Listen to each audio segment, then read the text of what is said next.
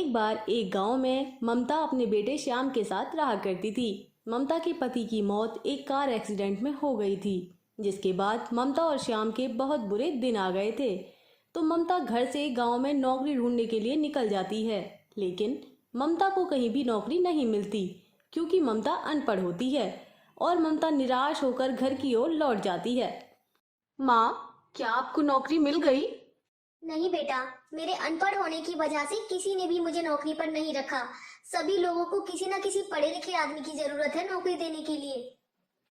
अगले दिन ममता फिर से नौकरी की तलाश में घर से निकलती है, लेकिन फिर से निराशा ही हाथ लगती है और घर वापस आते वक्त ममता आराम करने के लिए जंगल में एक पेड़ के नीचे बैठ जाती है और बहुत निराश होती है कि तभी उस पेड़ पर बैठी चुड़ैल की नज़र ममता पर पड़ती है और चुड़ैल पेड़ से नीचे उतरकर ममता के पास आती है और कहती है, तू यहाँ इतनी उदास क्यों बैठी हुई है? क्या बात है?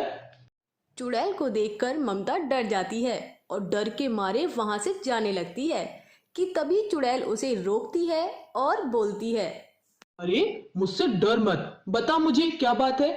तू इतनी उदास क्यों है? क्या पता मैं तेरी कुछ मदद कर दूं? ममता डरते डरते चुड़ैल को बताती है, चुड़ैल जी, मेरे पति की मौत एक कार एक्सीडेंट में हो गई थी। जब से मेरे घर में खाने को एक दाना भी नहीं है। मैं और मेरा बेटा पिछले 2 दिन से भूखे हैं और मेरे अनपढ़ होने की वजह से कोई मुझे नौकरी देने को तैयार नहीं है।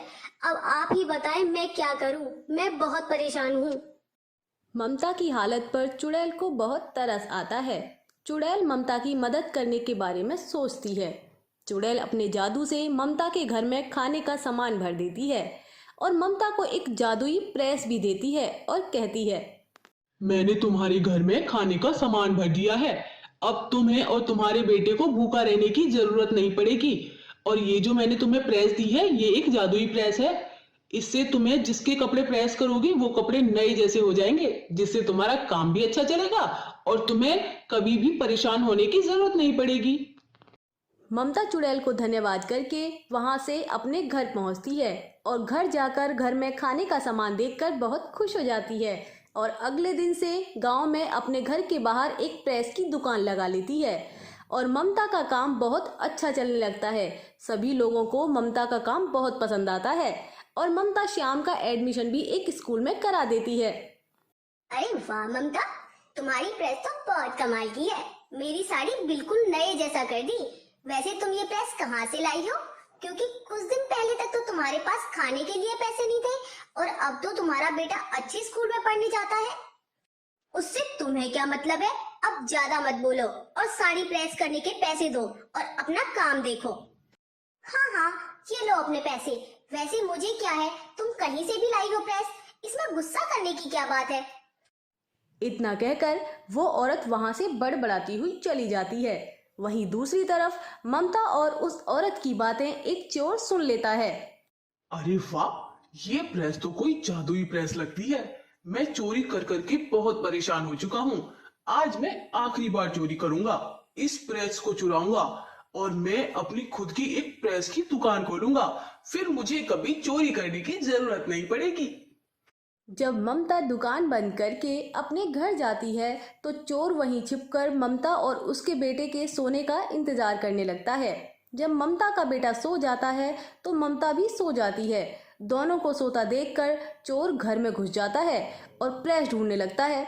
प्रेस ढूंढते ढूंढते चोर के हाथों से कुछ सामान नीचे गिर जाता है और ममता की आंख खुल जाती है। ममता की नज़र चोर पर पड़ती है और ममता डर के मारे चोर चोर चिल्लाने लगती है और गांव वालों से मदद मांगने लगती है। ममता को चिल्लाते देखकर चोर डर जाता है और ममता को जान से मार देता है और प्रेस चुराकर वहां से भाग जाता है। सुबह जब गांव वाले और श्याम ममता की लाश देखते हैं तो श्याम बहुत रोने लगता है। श्याम को रोता देख ममता की आत्मा एक चुड़ैल के रूप में वहां आती है और अपने बेटे को रोता देख बहुत दुखी होती है। माँ, तुम क्यों चली गई? अब मेरा क्या होगा? ममता का अंतिम संस्कार करके सभी गांव वाले अपने अपने घर चले जाते हैं और श्याम अपने घर में अकेला उदास बैठा होता है कि तभी वहां चुड़ैल आती है और कहती है, बेटा, परेशान मत हो। मैं तुम्हारे पास ही हूँ और जब तक मैं तुम्हारे पास हूँ तुम्हें परेशान होने की जरूरत नहीं है। चुड़ैल को अपने सामने खड़ा देख श्याम बहुत ज्यादा डर जाता है और चुड़ैल से बोलता है। मुझे कुछ मत करना, मैं आपसे हाथ जोड़कर कहता हूँ, मुझे माफ कर दो, मेरी कोई गलती नहीं है। बेटा मुझसे डरो मत, मैं तुम्हारी माँ हूँ। मुझे एक चोर ने मार दिया था मेरी प्रेस चुराने के लिए, लेकिन तुम्हें चिंता करने की कोई जरूरत नहीं है। मैं उस चोर से बदला जरूर लूंगी। इतना कहकर चुड़ैल अपना रूप बदलकर ममता के रूप में आ जाती है और चोर को मारने की योजना बनाती है। जैसे ही चोर प्रेस की दुकान लगाता है कि तभी ममता उसकी प्रेस चुरा लेती है और अपने घर में छुपा देती है। जब चोर को प्रेस की चोरी के बारे में पता लगता है तो वो उसे ढूंढने के लिए वापस ममता के घर जाता है। जब प्रेस ढूंढ रहा होता है तभी चुड़ैल चोर के सामने आ जाती है। तूने मुझे मार दिया था और मेरे बेटे को अनाथ कर दिया। मैं तुझे जान से मारकर अपनी मौत का बदला लूंगी। इतना कहकर चुड़ैल चोर को प्रेस से जलाकर मार देती है और चोर की लाश को गांव के चौराहे पर फेंक देती है। जब सुबह गांव वाले चोर की लाश देखते हैं तब एक गांव वाला बोलता है।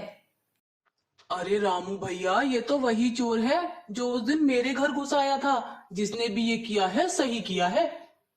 हाँ हाँ भैया, तुम सही कह रहे हो, ये वही चोर है। तभी एक गांव वाला चोर की लाश पर प्रेस से जला हुआ निशान देखता है और कहता है। अरे भैया, इस चोर को उस आदमी ने मारा है जिसके पास प्रेस है। प्रेस तो बस ममता के पास ही थी, वही गांव में प्रेस किया करती थी। और तीनों गांव वाले ममता के घर पहुंच जाते हैं और वहां उस चुड़ैल को देखते हैं और बहुत डर जाते हैं। तभी चुड़ैल सभी आप बीती उन लोगों को बताती है। भैया जब तक मेरा बेटा कामयाब ना हो जाए तुम मुझे इसी गांव में रहने दो। जैसे ही मेरा बेटा कामयाब हो जाएगा मैं खुद इस गांव से चली जाऊंगी। गांव वाले इस बात को किसी को नहीं बताते और जब ममता का बेटा कामयाब हो जाता है चुड़ैल खुद पे खुद गांव छोड़कर हमेशा के लिए चली जाती है।